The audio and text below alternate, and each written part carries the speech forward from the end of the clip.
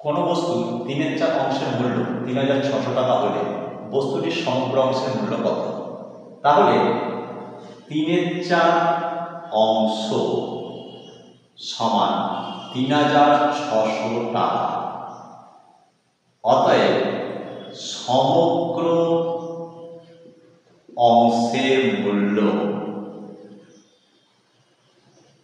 সমান, দেখো সবসময় কোনো অংশের মূল্য দেওয়া থাকবে, আমরা যখন সমগ্র অংশে যাব তখন অংশটা দিয়ে ভাগ করতে হবে, সবসময় অংশ দিয়েই ভাগ করতে হবে।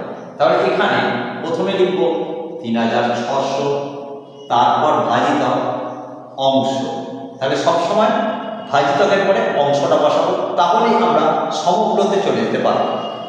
তাহলে 3600 গুণিতক 4/3, কাটাকাটি করি, 3 12 36 মানে 1200, তাহলে 4 12 48 মানে 4800